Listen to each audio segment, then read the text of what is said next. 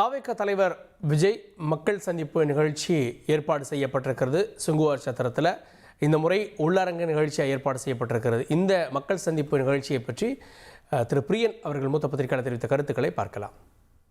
மக்கள் சந்திப்பு பொது வழியில் இல்லாமல் கல்லூரி வளாகத்துக்குள்ளே நடத்துகிறாரு விஜய். அது நீங்கள் எப்படி பாருங்க?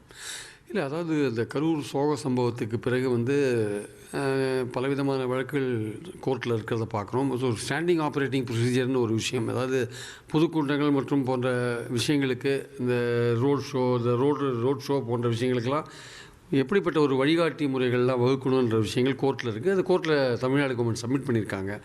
அது எல்லா கட்சிகளுக்கும் விட்டு சர்க்குலேட் பண்ண பிறகு ஒரு முடிவு வரும். அது வரைய இந்த அரசியல் கட்சிகள்லாம் கூட்டம் நடத்துறதுக்கு கொஞ்சம் கெடுபிடிகள்லாம் காமிப்பாங்க. ஏன்னா அந்த ஒரு வழிகாட்டி முறைகள் இல்லாதனால.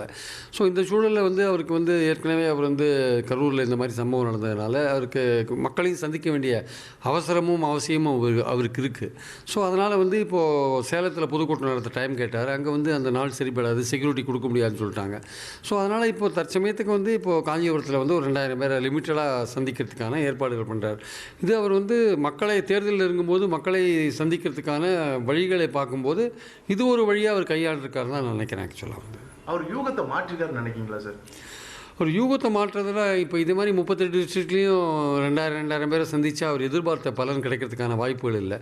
ஸோ அவரை பொறுத்த மட்டும் அவர் ஒரு பொதுக்கூட்டம் அந்த மாதிரி விஷயங்கள் தான் அவருக்கு கை கொடுக்குற விஷயங்களாக இருக்கும். அவர் ரெண்டாவது மக்களுக்கு ஒரு லிமிட்டெட் மக்களுக்கு சொன்னால் கூட தொலைக்காட்சிகள் மூலமாக எல்லாருக்கும் ரீச் ஆகுன்னா கூட அவரை பார்க்க விரும்புகிற மக்களுக்கு அவர் ஒரு ரோட் ஷோ போனாலோ ஒரு பொதுக்கூட்டம் நடத்தினாலும் அவரை பார்க்க வரவங்க இல்லை அவர் பேச்சை கேட்க வரவங்களுக்கு ஒரு திருப்தியாக இருக்கிற ஒரு விஷயம் கிடைக்கும்.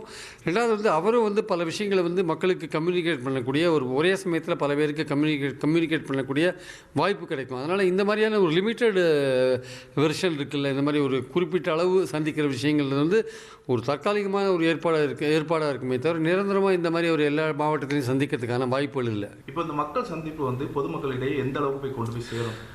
இல்லை, இது ஒரு விஜய் என்ற நடிகர் ஒரு செல்வாக்கு மிக்க நடிகர். அவருக்கு ஒரு செல்வாக்கு இருக்குன்றதில் மறுக்கிறதுக்கு இல்லை. ஆனால் அதே சமயம் பார்த்திங்கன்னா விஜய் என்கிற அரசியல் தலைவர், அந்த நடிகர் அரசியல் தலைவராக மாறிட்டார்னா அதுக்கான அந்த பரிணாம வளர்ச்சியில் தான் அவர் இருக்கார்.